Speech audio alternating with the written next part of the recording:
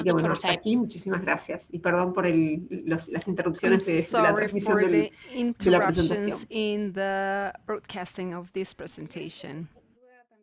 Thank you so much. Very interesting presentation. This work that is local that you're doing, and to share it with us, it's has a lot of richness.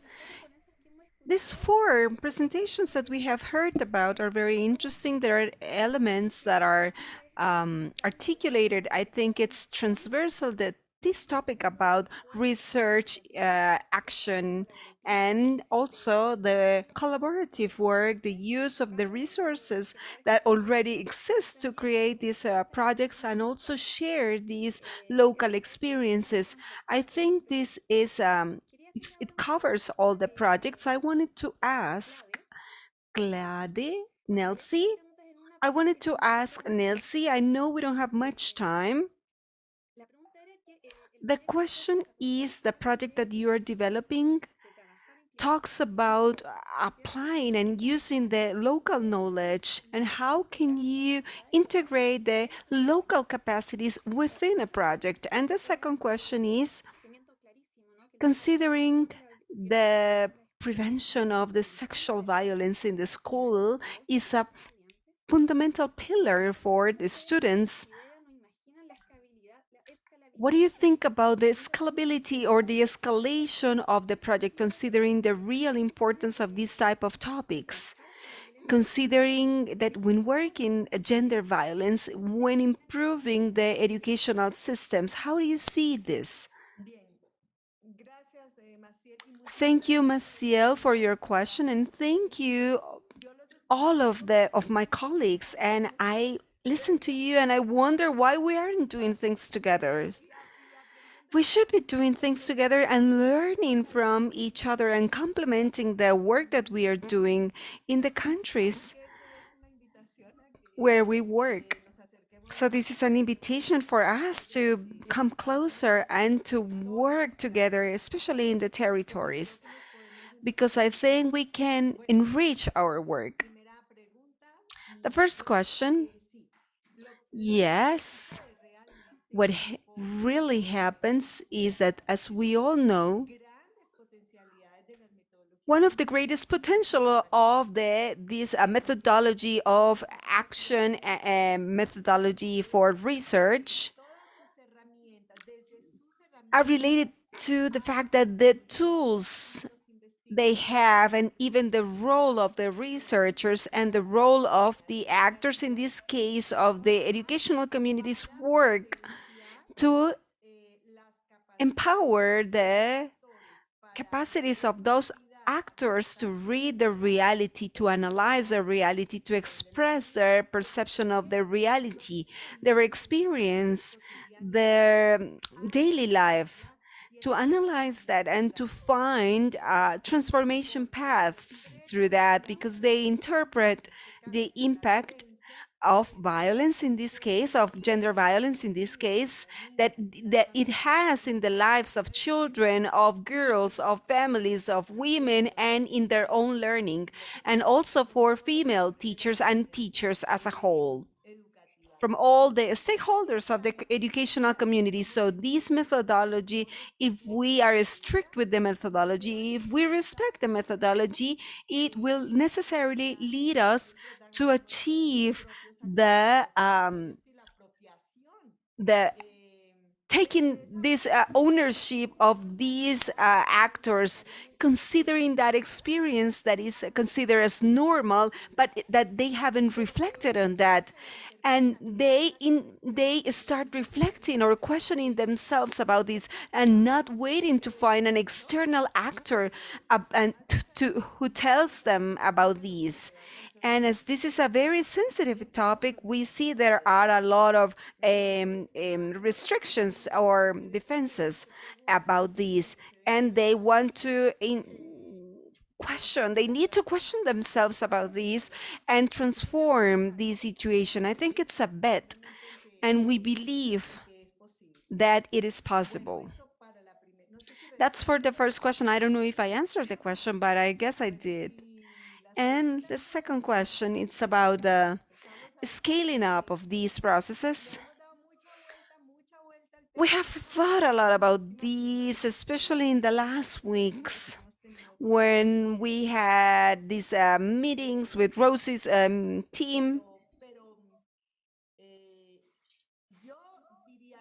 I would say that we identify in this moment at least 4 escalation possibilities. And that's why I think that it goes wide, it goes deep, it goes in the whole process. Because we think that a first possibility of scaling up this is about the transformation with finding these transformation roots in the way people live together in those communities, educational communities and communities that, and family communities. If we can progress in this, that we have as an objective the lives of those girls and of those female teachers, and the life in the school and the life in the families are going to change, are going to be transformed. We think this is a very important scaling up level, because this is like touching the cultural patterns, the value system, the system of beliefs that we know it's very hard to transform in the educational tasks. And for us, that's an important scaling level. And the other scaling level is that we have found partners in the territories. We have found local organizations, organizations of women who are peasants, that are not part of the educational community, but they are mothers, they are grandmothers, they are aunts, and they have a relationship with the schools and the local governments, and also the community organizations that are partners to strengthen the possibilities of the multiplication of the effect of these processes that we encourage in the schools. If we transform the schools into a reference of a possibility of change and guidelines for living together for all of us, that would be great. That would be a second possibility. And the third possibility is with the national governments and the ministries. In some countries, that are very close to the ministries and the officers that are closer to these topics.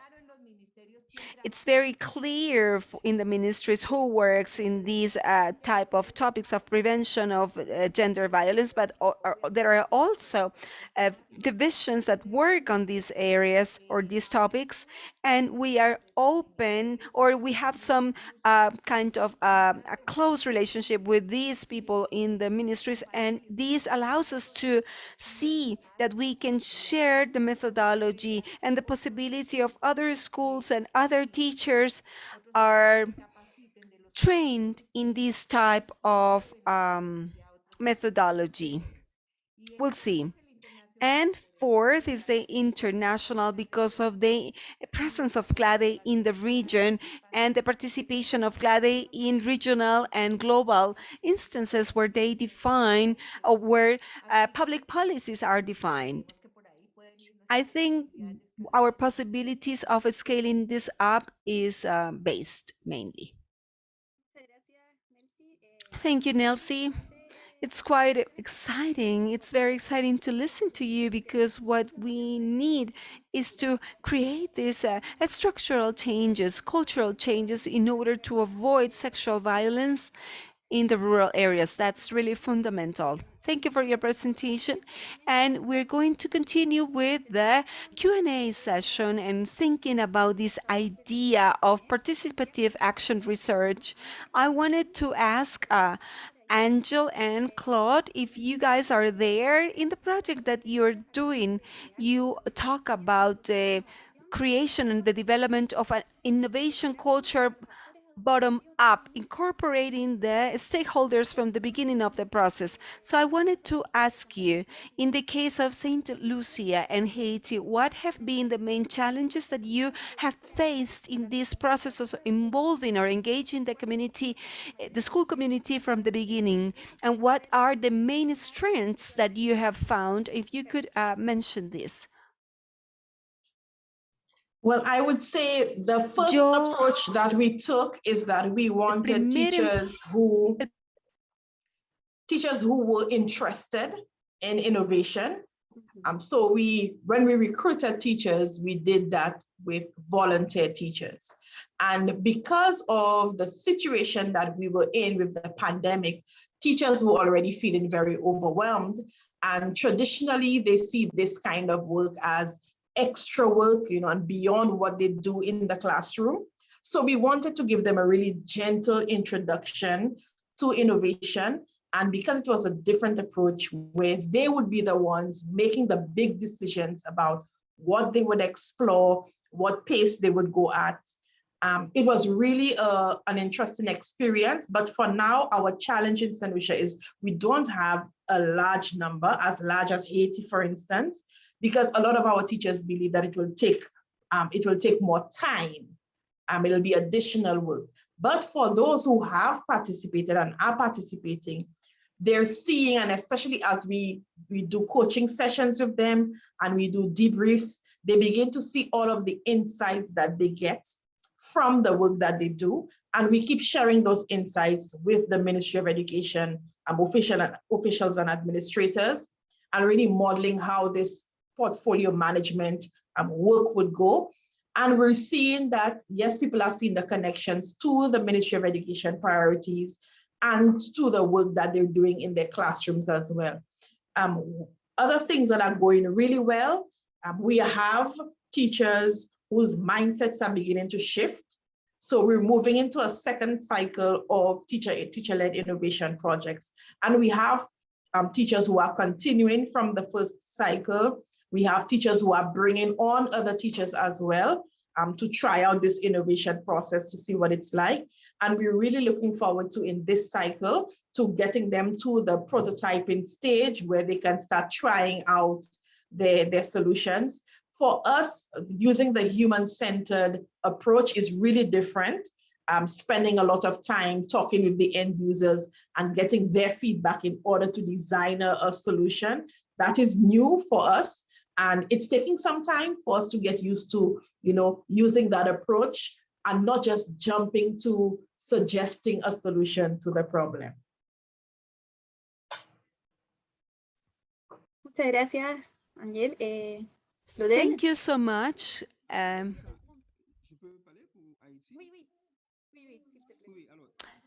I can speak about Haiti's case. In Haiti's case, it's an observation that we could do. In Haiti, the tradition is that projects come from up down, and those are placed in, we see the relationship between teachers and the administrators and inspectors that they choose with the teachers and accept this.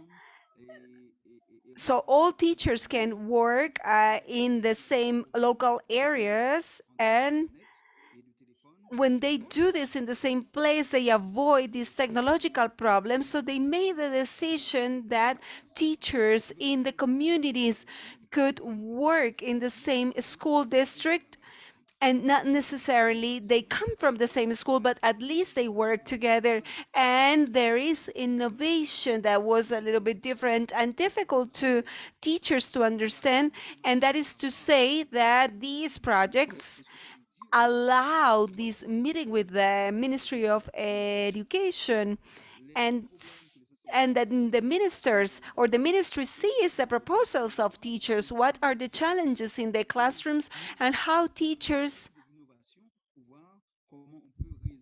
have these possibilities of innovation that allow them to give a solution to problems. And that's the discussion we had with the Ministry of Education. And in that moment, we aligned the project with the principles of the ministry. And these also allow the understanding. And when there is more time requested for work, but what we really need is to explain what they think about this. And this was a very interesting experience, because this allowed teachers to understand that they are not there to impose their ideas, but working along with those ideas that allow them to identify the problems, and that these problems are going to be analyzed to reach a solution according to their demands. Thank you so much for your answer. It was very interesting to understand these two realities of St. Lucia and Haiti. And now we're going to continue. And I'm going to ask Education 2020 and Fe y Alegría, I'm going to just ask you one question. Thank you so much for your presentation. It's very interesting, this territorial work that you're doing. And I had two questions, but I'm going just to ask one question. It caught my attention, the work that you're developing with the facilitators when you prepare or you train facilitators, and I wanted to know what was the main criteria to identify these teachers, these facilitators you're working with for the challenges. And among these challenges, I thought about when you were talking about this planning of this pilot and the commissioning of these in the classroom, I wanted to ask you about this, about the theory and about how to have it, or how was this transition between the theory and the application, if there was a big contrast for the reality that you were facing. I would like to know who wants to start first. I'm going to start because that's a question with different aspects. First, it's a criteria to choose the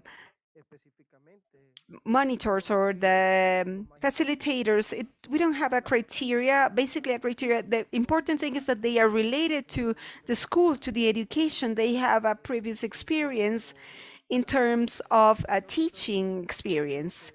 I think that's what would be the most important factor. And we could say that this criteria, we don't have a criteria, a specific criteria there. They just need to be part of the educational system that interact in the schools. That's the most important part. And the second question, or the second part, I think the main challenge, and I reinforce this idea, and that might be a difficulty for the implementation of the methodology, is related to how the educational system is structured and organized in our countries. If there is an entrance time, let's say, for example, arrival time between 7 and 12:30, the children are in class, how to break with that structure when we have a schedule or a time slot between 7:45 or 8:45 to 7:45 to 8:30, and so on, because of the organization of some contents from some curricula that, and also from some methodologies that are driven by the ministry. I think that's the most important challenge, and I think those are the questions that arise. Yes, this is interesting when we see the tutoring, how it is developed or how it is done from the monitor to the teacher to a student, but how this happens in the classroom when we have 40 or we have 30 or 20 students, depending on the reality of each one of the students. And those are the questions, those are the answers that are being asked by teachers, and they also have to answer to those questions. Carol spoke about this learning community. Teachers become a learning community when responding all these questions, all these problems. They are reflecting on problems that are the same for me, although I belong to another school, I am working in another territory, and in the end, there is not a perfect recipe in education. So each one of the schools, of the teachers, and also along with the tutors and the monitors, they have an organization, they have they declare how they are going to do this. And for example, in the New Guinea schools, they are planning to do this tutoring inside the classroom once a week from 7 to 12, for example. In other places, they have said they are going to link that to other specific contents of certain disciplines, and others are going to do this tutoring in 2 different periods of class during the day. So each one of the schools, each one of teachers each one of the teachers finds the answers to their questions. I think that that's how we see that the most important aspect of the learning communities, which is related to questioning, to socializing problems, but also providing answers to those problems. I see this within these learning communities that are being created. And in the end, the educational processes cannot be homogeneous. They cannot be the same for everybody. They have to respond to the features and needs of each one of the schools. There is great diversity. And I think the role of teachers is also, teachers become a designer of strategies and proposals in the classroom. Well, I just wanted to add something else to what Vladimir mentioned, and we also have to mention that these facilitators that work in TEPA are part of the educational communities in which we work. In Honduras, where we work a lot with the interculturality, these facilitators are part of the different communities. That was part of the criteria. And in Nicaragua, they are also part of the schools TEPA works with, and this provides sustainability in time. And I think this is an important point that we are covering. And about the difficulties that we have seen, we are usually working, establishing a dialogue with FOSDEH y Alegría in Nicaragua and Honduras, who have a very important trajectory in popular education. And with this strategy, we expected to work in upper skills, these 21st century skills, metacognition, the work of communicational skills. But nonetheless, we have noticed some changes, reading and writing problems, the management of the contents, and that's something that we are working at, and how to adapt to these strategies to the conditions that we find. And those are part of the difficulties that we have faced and that we have also worked along with the territorial teams. Vladimir wants to say something else. Vladimir, very short, we don't have much time. So I just wanted to add that in order to break that paradigm, especially in teachers, when it's focused in the old school, in this focus in the contents. And I think that when we see these ways of designing the school and other elements of how to reach those educational processes, but in the end, the training and the innovative proposals are for creating a change. I agree with what you are commenting, because that's the idea, to innovate, as you were saying, to be able to make changes that many times it's very difficult, but it's something important to activate and have that motor. Thank you very much, Vladimir, and thank you, Carolina. I would like to ask the last question to Maria. Thank you for your presentation and the example you gave us of this community, of this school. It's really important elements that allow us to know more of the different realities, the territorial view, which is very important. I would like to take on a question that was in a chat that was repeated. So the question had to do, this is Silvia and Hernan, and it has to do with what kind of coordination do you have with the Ministry of Education? Is there a dialogue? Is there articulation that as a foundation you work together with the ministry? And what actions do you have in terms of sustainability? Those are the two questions that were most repeated. Thank you, Maria. Gracias. Sí, trabajamos desde el Yes, inicio del we worked proyecto from con the la beginning Secretaría of de the product with Educación. the Secretariat of the Ministry Hubo of cambio de Education. gobierno en Nicaragua, There así was que a change estuvimos of trabajando government con in las Nicaragua, autoridades so we were anteriores working y with con the las nuevas previous autoridades. Y authorities tenemos and the new una authorities. coordinación And permanente, we have a tenemos un punto permanent focal en la Secretaría de coordination. We have Educación con quien a focal vamos point in the ministry compartiendo todo el where we avance del share proyecto. the La progress of the viceministra project. And de the Vice Educación Minister participó de of la apertura de Education nuestro taller en participated in the opening of Honduras our workshop in bueno, y Honduras. estamos en And permanente contacto con la we are directora in de permanent currículum y contact con with the distintas director of the áreas de la curriculum Secretaría de and with the Educación. different Y areas para of the nosotros es muy Secretariat of importante, Education. And for tanto us, en it's trabajo very con la important, Secretaría de whether it Educación be in the como work con with the otros Secretary of actores Education or with any other importantes de la players comunidad that are educativa, important in the como educational organizaciones no area or in gubernamentales, NGOs. que están a cargo, por ejemplo, en el caso de Or Honduras, de in la producción audiovisual, Honduras, you have the de su Paya audiovisual TV, production, en el the caso TV de channels, or Nicaragua, in Nicaragua, también we have con uno de los also canales one of estatales the que está a cargo de channels la that is a producción state channel, audiovisual de which is contenido over educativo.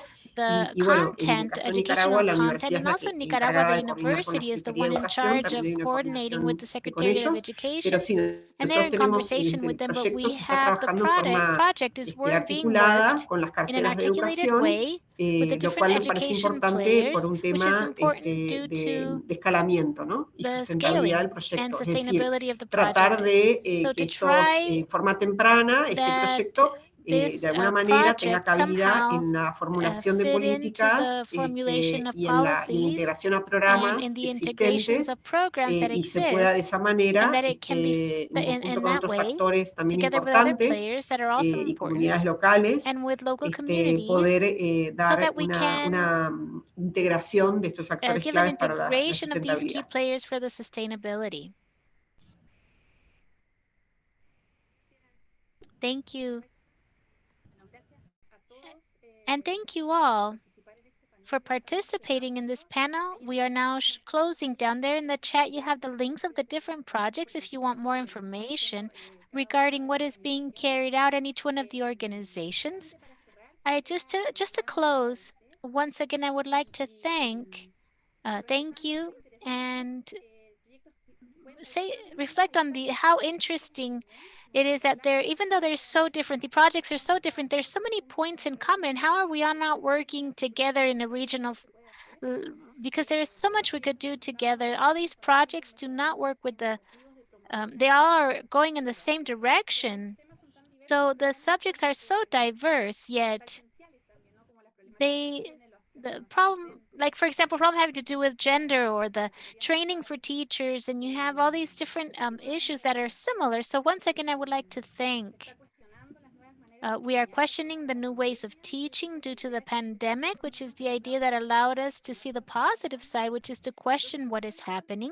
So that is why it's so important to have initiatives like the ones you present that allow us to think of alternatives that be efficient. We talk about scalability and that it can be replicated in the region. And also making sure that we take into consideration the different dimensions with having to do with teaching and learning, and also to the social, emotional, and gender and school education. So once again, I would like to say thank you. And now I would like to give the floor to Soledad. Thank you, Maciel, and thank you once again to all of you who participate in this panel. I would like to allow Raúl Chacón to speak, who will be closing this conference. And Raúl, are you there? Muchísimas gracias a todas. Yes, I am, Soledad, and I would like to thank each of you. It has been something so rich these 2 days, with a lot of strength in the projects and what connects us with the communities, the school communities, and with the perspective, the local perspective, subnational, national, regional, and global. And that is what we are saying. It is a part of the objective of this conversation, of this dialogue of policies and programs, initiatives, and education, and to connect with the communities. And that is something we have seen precisely today, with being more specific. And I would just like to highlight more points. I know that we are going along today. It's almost over now. I would just like to highlight the multidimensional challenge that we deal with. It's a challenge that is very complex, that considers processes and results. It's not put a focus only on the results, but also on the processes. And that is why we have wanted to let everyone know today and learn amongst ourselves what we are doing from the point of view of the models of innovation, the theories of change that are behind these innovations that are happening in the different territories. The view of the processes and results, and also has a consideration on base of the result of the resources, whether they be financial, human resources, to be able to carry this out and be able to have an impact positively. And also I would like to highlight the need of relationships and collaboration, avoiding competition, collaboration to learn together from what we do right and what we do wrong, from the difficulties and accomplishments as well. I'm going to stop on the KIX ecosystems. We have been talking about some of this, and we are going to share this all with you. And I would just like to thank each of you and your institutions. It's very important to continue promoting this community, KIX, and this ecosystem that also leads the IDRC and the World Alliance, Global Alliance, not only in the region, but also in Africa and Europe and Asia Pacific. So we are a community that is very strong, and we need to continue cultivating this. One last element that I wanted to highlight, the two more things.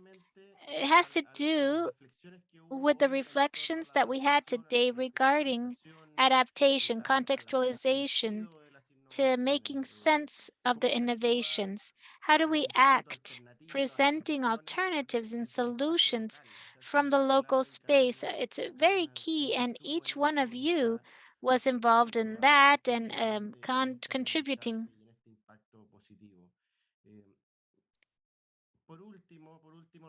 And lastly, I would like to reinforce the urgency of taking on issues having to do with when they vulnerate rights, having to do with different kinds of rights. And one of the things that we were talking about today was the naturalization of certain violence of gender, corporal violence, and different problems having to do with a teenage pregnancy stereotype, intimidation. We're talking about vulnerations that are very important, that happen in our region and in our educational system.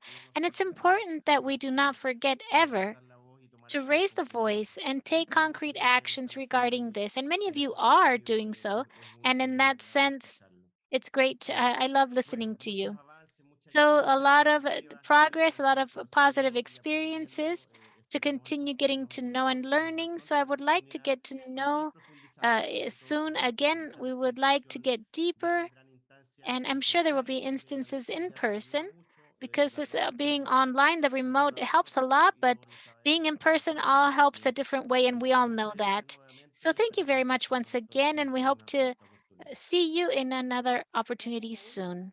Thank you, Raul. So we are going to ask quickly if you can activate your cameras so we can take a group picture.